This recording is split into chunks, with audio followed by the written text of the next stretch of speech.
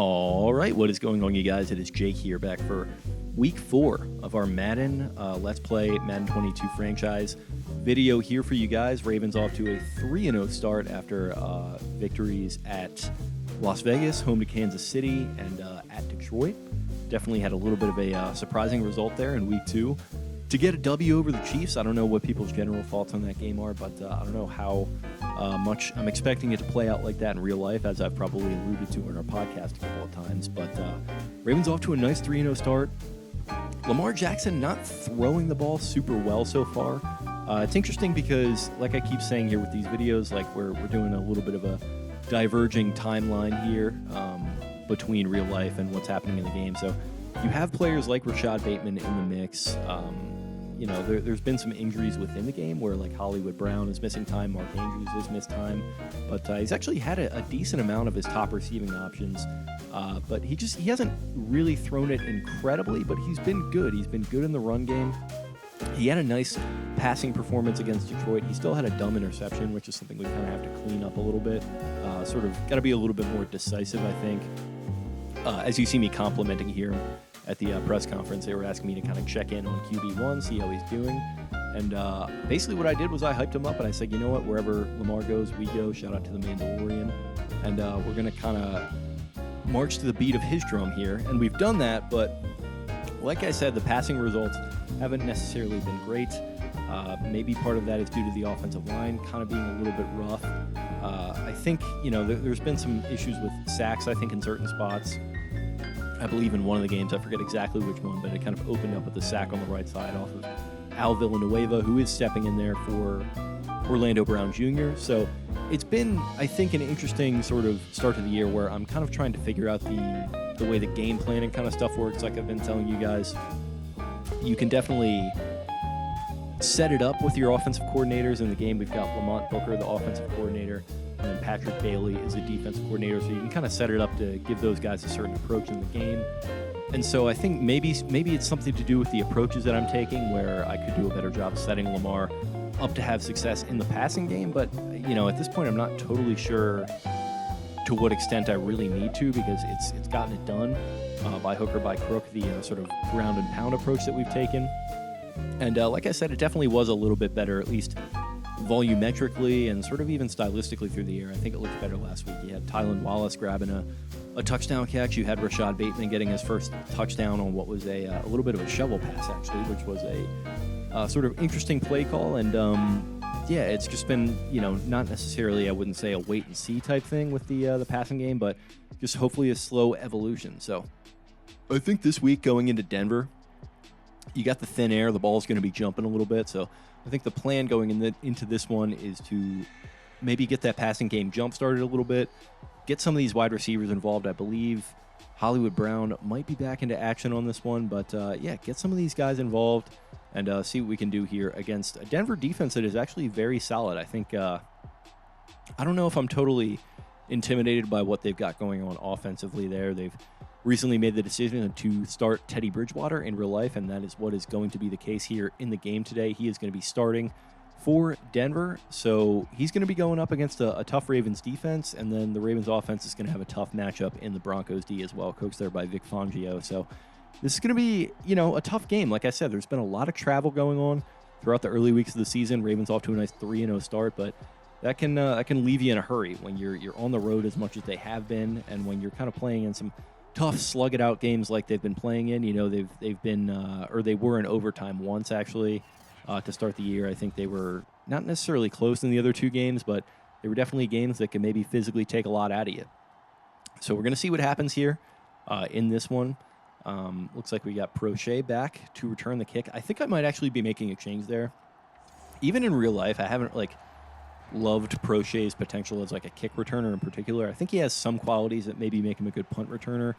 Kind of shifty, good on his feet, good balance, but as a kick returner, I don't know if he totally has the pop that somebody like a Devin Duvernay has, but I guess that's why you have two return specialists back there a lot of the time.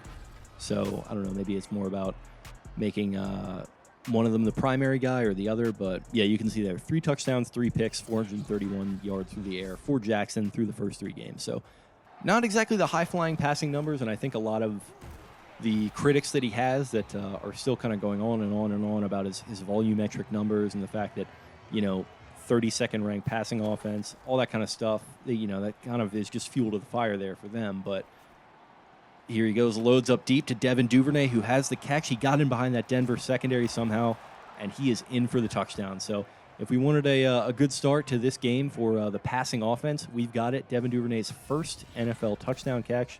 Great job by Jackson.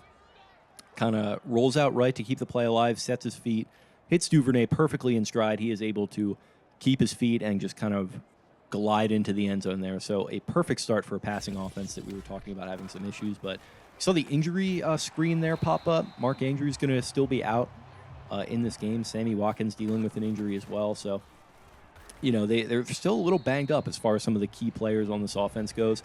Josh Oliver has actually stepped up at the tight end spot. He had a touchdown against Kansas City and a pretty big game overall. So he's been sort of that workhorse that they need in the passing game at the tight end spot, where Nick Boyle can be a little bit of an awkward option as a receiving tight end at times. I think Josh Oliver is much more that natural athlete, that Mark Andrews facsimile that you would be looking for in the absence of somebody like Andrews. So liking what we've seen from Oliver, and then obviously Watkins being out, that's not great, but Devin Duvernay's been solid. Tylan Wallace had a touchdown last week. We just saw Duvernay score that touchdown, so we're not really too worried about Watkins missing games. That feels like something that's going to happen sort of inevitably. He's a guy that has a tendency to get banged up, as he even alludes to the fact that he kind of goes too hard in practice.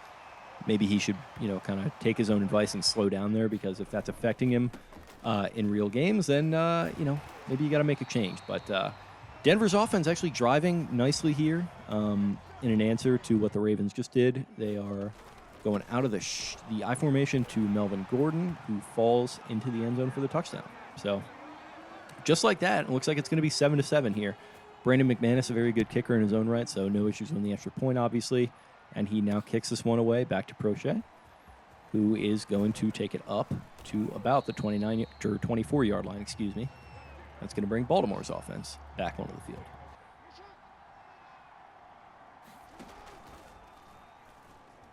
And you see the little mesh point read option play to J.K. Dobbins there out of the pistol. Dobbins obviously going to be out for the year with a torn ACL injury. I've been recording these kind of a little bit before, or obviously before the regular season, and I've been doing the editing over like an intermittent period. So like today was the day that we actually found out that Dobbins got injured. But like I said, this is sort of the alternate reality where I've taken over as head coach in case he needed that reminder. So Dobbins is going to be in for this season, and why not? Let's have some fun with it. Let's not allow the sort of darker storyline, darker timeline in real life to stop us from having a little bit of fun here. Let's get Dobbins in the game and let's get him going. He's had a good start to the regular season so far, and let's see if we can continue that.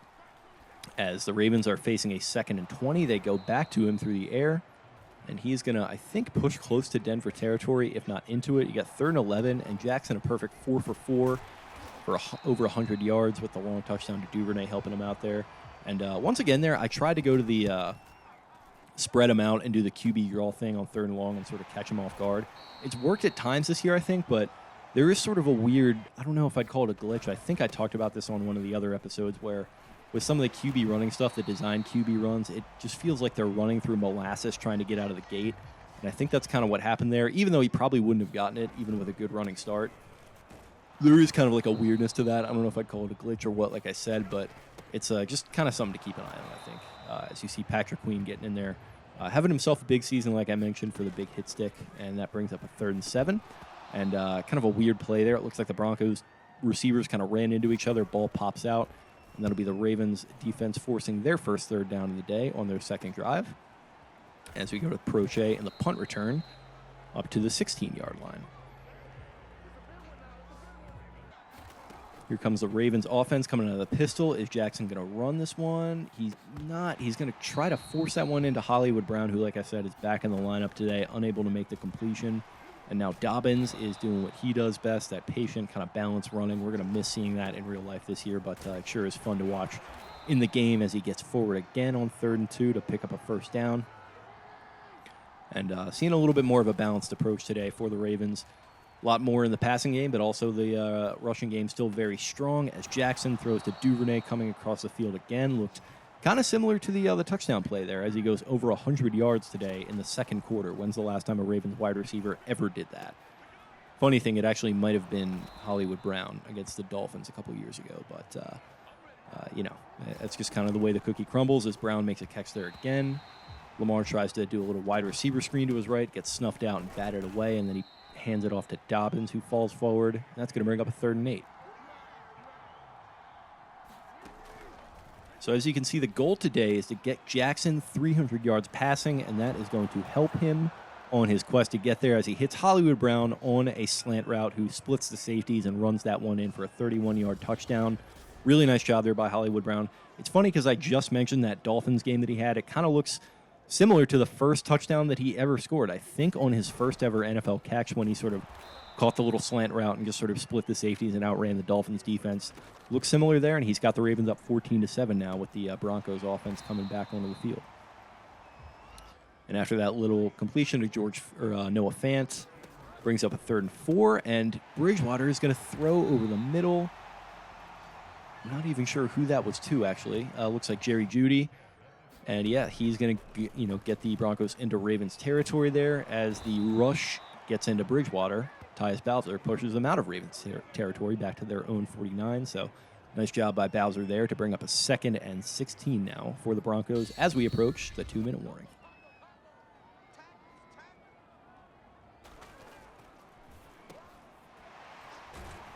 Back now after the 2-minute warning, Bridgewater is going to look to his left.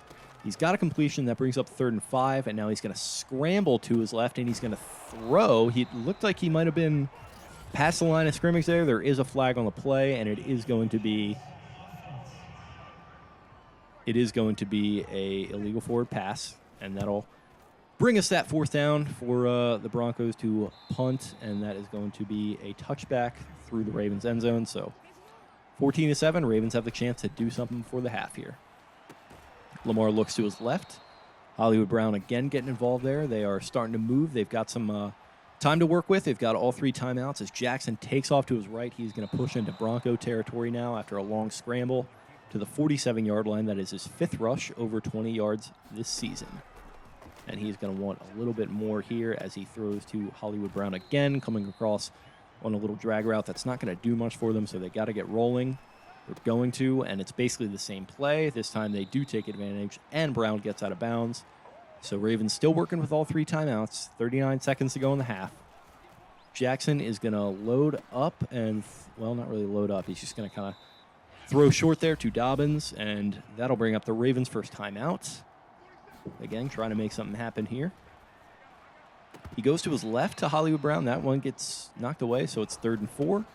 And just a little handoff to Dobbins, who's going to keep pushing forward down to the 6-yard line. Again, the Ravens are really going to miss seeing that this year. I mean, J.K. Dobbins, a ton of fun to watch, obviously, as Jackson is looking for something. He's scrambling around. He forces one into the end zone, and it is picked off by Denver.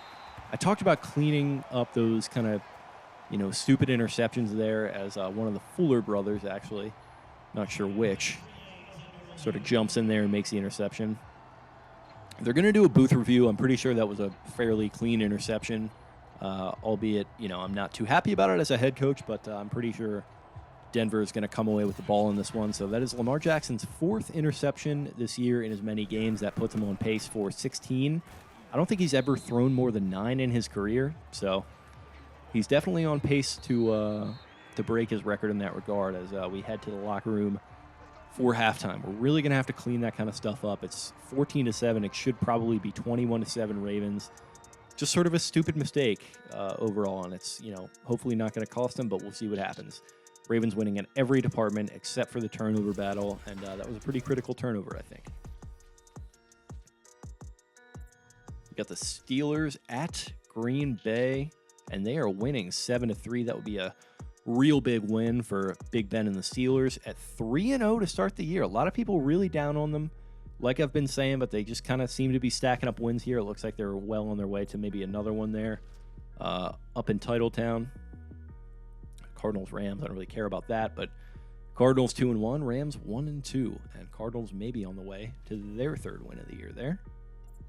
And Bengals Jags. Bengals, kind of a tough 0-4 as we got a final score of 35-23 Jaguars.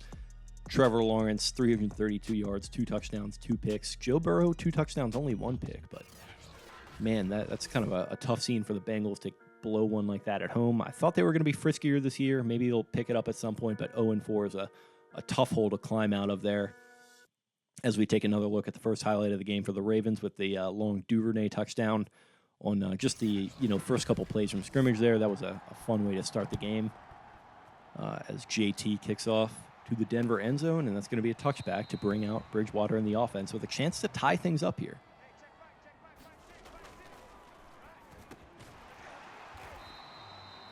Throwing to his left, and he's almost got a first down, not quite. And Bridgewater going to hand this one off to Gordon again, I believe. And they're at their own 38 and driving.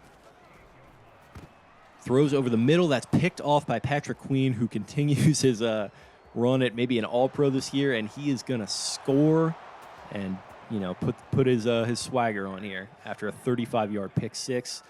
And that's going to be 21-7. And shout out to Patrick Queen. I've been talking about him pretty much this entire video series. He's done an awesome job here as I don't even know what Teddy Bridgewater was looking at, but, Queen was just lurking there, grabs the ball, and it's just an easy pick and run, and he scores the touchdown that the Ravens should have scored before the half, so now it is rightfully 21-7 as Garrett Bowles actually goes down with what looks like a pretty bad injury there, so maybe we could load up some of the pass rushers on that side and try to get after Bridgewater a little bit. As Malik Harrison is getting involved as well. 3rd and 11. Bridgewater goes to his left, and he has Gordon. I don't even know what the hell happened there. That was a really bad approach on the screen pass there by the Ravens defense, and it keeps the Broncos alive when they really shouldn't have been. Bridgewater runs out of a sack there, and he puts a move on Malik Harrison like I have not seen Teddy Bridgewater ever do in real life, but whatever. That's why it's a video game, I guess. So Ravens defense kind of having a tough series here after it looked like they were going to close things out, but you do have Tavon Young getting in the mix there with a little PBU. It's 2nd and 10 now at around midfield. Bridgewater throws to his left side. I believe that's Cortland Sutton. You got Sutton again down to the 15, and they're certifiably driving now. As the Ravens defense kind of has to pull it together here. Gordon not really going anywhere. They haven't done a ton on the ground. It's just like, they're kind of dinking and dunking here and there as they go to Sutton again. He can't break free for the touchdown, but a nice play nonetheless as we've got some motion going on here on 1st and goal. Are they going to run? Nope. They're going to throw to their left to Fant, who gets it to the 1-yard line, not able to score on that one somehow. And now they do with Melvin Gordon. So it's going to be 21-14, and the Ravens defense not able to hold up there, unfortunately, but they are, to be fair, they're holding up their end of the bargain. They had a pick six. The offense just needs to do a little bit better. They had the interception in the end zone. That was a really, really tough kind of back-breaking play there that, could have put this game away, but just kind of an unfortunate error there by Jackson. As they're trying to get the running game going, but they really can't. The Broncos defense was probably keying on him before this game as Jackson rolls to his left again, fires to his right again, unable to complete that one. We got 3rd and 10, and he tries to get out of the pocket, but Von Miller was just coming too quickly downhill. He gets sacked. It's 4th and 19 from the 22, and that brings out Sam Cook with a punt to the 36-yard line. So the Broncos are going to have a chance to tie this thing up here with just a little bit of time left in the 3rd quarter. Out of the pistol, they go to Gordon. Looked like he had a chance to get into the open field there, but Deshaun Elliott makes the tackle. They go to him again. It's going to be about a 3rd and short. 3rd and 3 as we head into the 4th quarter. So put your 4s up and let's see what happens. Gordon again, and the Ravens defense makes the stop. It looked like they were going to whiff there for a second, but Calais Campbell sheds his block and got into the mix here. And the offense now is going to have a chance to hopefully close this thing out. Looked like it had a chance to be a good punt, but it just did not have enough backspin. So Ravens going to be starting off on their own 20 after the touchback. Little play action. Jackson is going to just toss this one up to Duvernay, and he just doesn't get any pop on these deep balls. So I'm not sure what happened there, but that really could have been an interception. There were like 3 Broncos within, 5 feet of that ball, and they didn't come down with it. But you get a 3rd down and 10 after that incompletion to Oliver. Jackson's going to throw to his right. And Hollywood Brown not really able to do anything there. So it's going to be 4th and 9, and the Ravens are going to be punting away, giving the Broncos another chance here. And not a good punt from Sam Cook. It's at the 44-yard line. Let's see what happens. We'll dump off to Gordon there. Tavon Young in the mix. Once again, he's having a nice game. Makes a stop at 2nd and 7. Flips it to Gordon again, going to the left this time, and he's going to pick up the 1st down. And just kind of really killing the Ravens defense with these little crossers and misdirection kind of stuff. Goes to Noah Fant as Denver picks up an injury with Mike Remmers there at right tackle, I believe. And this one is going to be kind of flipped to the left. It's now 2nd and 10. Just a simple little check down there to, I think that might be Tim Patrick. Gordon, man, they just couldn't bring him down there on 3rd and 2. I mean, they probably would have been in go for it on 4th situation there anyway, but just kind of a demoralizing play there for the Ravens D. Throw to the left is Sutton again, who's having a really good game at this point. And they throw to Gordon, and he just kind of walks this one in for the touchdown on the little Texas route. So first receiving touchdown of the day there as we get a nice look at his nether regions there. Great job by the cameraman. And let's see what Crochet can do here. Probably not much because the NFL has basically destroyed the kicking game. Shout out to you, Roger Goodell. Not like the Ravens, were really good at that at one point or anything.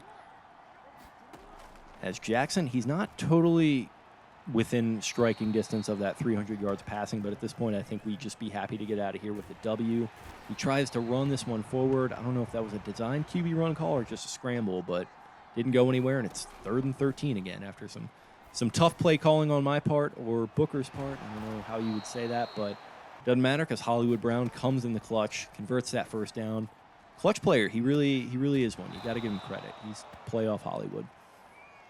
Just a little dump off there to J.K. Dobbins. Bradley Chubb getting in the mix, flexing all over him, but doesn't matter because Dobbins takes the handoff and gets forward into Bronco territory and picks up that 1st down as we go to 2-minute warning. So barring something miraculous, we should be able to get into JT's territory here, especially with the thin air, and walk out of here with a win. But it's going to take some crafty clock management on our part to get the Broncos to burn all their timeouts. Jackson runs forward, almost gets the 1st down, forces them to use a timeout, but that brings up 3rd and 1, which is actually tactically probably a good thing for the Ravens because they could get another down there, but they don't because Jackson unable to convert on that read option. So are we going to go for it or bring out Tucker? Tucker it is, and yep, no doubt from him as usual. But it's hard not to think we could have done better on that drive. Really had a chance to bleed that clock and get into closer range. But we only burned 2 of the Denver timeouts, and they're going to have plenty of time to answer with a field goal of their own. McManus, very long and very accurate kicker in his own right. Bridgewater kind of dancing around in the pocket. He's not really want to do that very often, but he kind of has been today, and it's sort of worked for him. He's dancing again. Does he have anyone? No. Oh, my God, L.J. Ford had the game in his hands right there, and he's bricked it. I don't know what happened. And he's moving around again. Bridgewater is going to pick up the 1st down with his legs. Looks like Patrick Queen went for the big hit there, but he just leaned a rib into him and really took it. You gotta give Bridgewater credit. He's hanging tough in this game. He's getting beat around a little bit, but he's moving around well. He's shaking guys out of their shoes and kind of being the one-man offense here. Throws that one complete to his right, and he's going to be probably within McManus's range at this point. And if there was any doubt, there's probably not anymore because they're pushing well into Ravens territory here. He's going to scramble to his left. He looks absolutely gassed right now. The ball is out. Oh, man. Peters forced a fumble there, it looked like, and the ball was just kind of sitting there waiting to be picked up, but it just trickled out of bounds.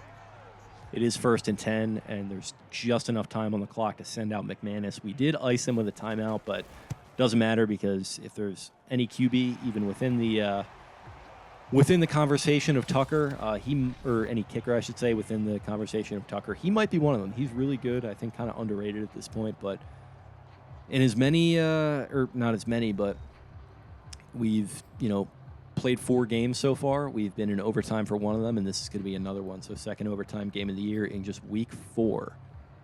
And it looks like the Ravens are going to be electing to receive here after winning the coin toss. And let's see if Lamar and the offense can rectify some of the mistakes they made in the second half and drive all the way down here for the touchdown by hook, by crook, whether it's passing, rushing. Let's see if we can do it.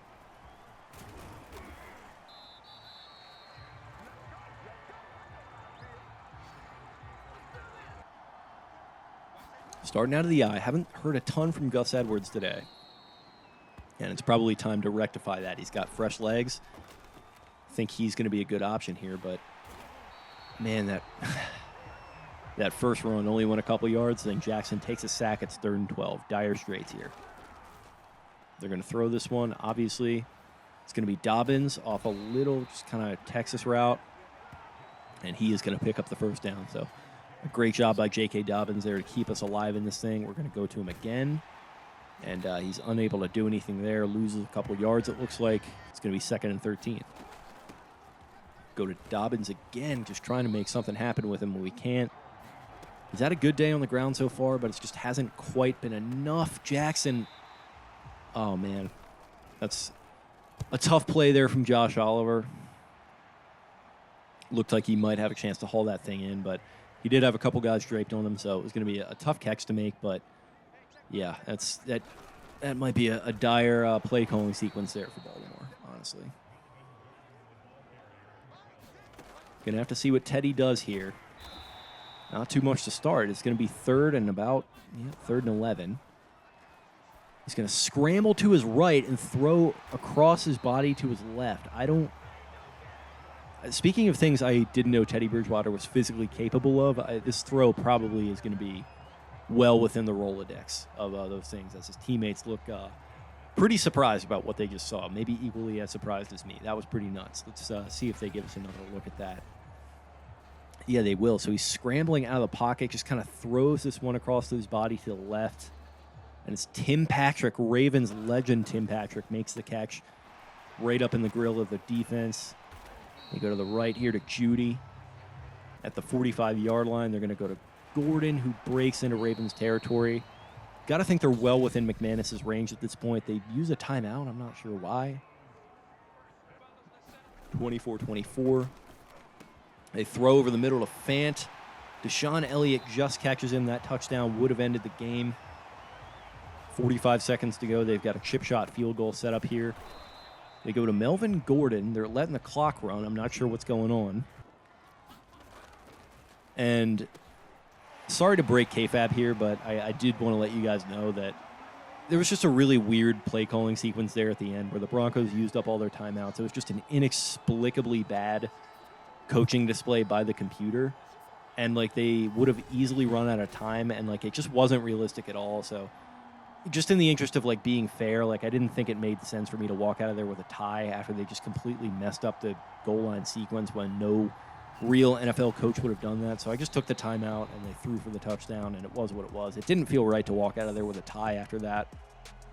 So just want to let you guys know that's what went down there. It definitely felt like I kind of earned a loss there after some of the tough decisions I made in the second half. I don't think I deserved to walk out of there with a tie just because the computer made one stupid mistake at the end. So we are going to drop to 3-1, and that's probably a pretty good start. I think any Ravens fan would sign up for that, though you might think that the loss would come to Kansas City as opposed to the Broncos. But yeah, I don't know. I think we played a pretty good game today. It's just some of the couple stupid interceptions will really cost you in this game. We had the end zone interception that I threw, which falls into the category of just sort of that stupid avoidable mistake that we really can't afford to make, and it did cost us big time in this one. But other than that, Jackson had a pretty good day throwing. We had a decent day on the ground after a slow start, and I think the defense did a good job as well. But yeah, I mean, it's a tough loss in overtime. But after all that travel, all that kind of crazy stuff that we had happen to start the year,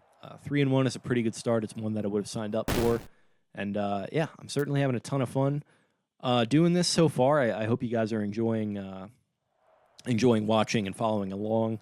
If you are, you can hit me up on Twitter at Jake Luke. That is LOUQUE to discuss the first 4 weeks here. I'm going to probably do a little bit of a check-in type deal with you guys as we open the next episode, sort of discuss what we've seen so far from the season and from the team as I get a little bit of a word in with Lamar there.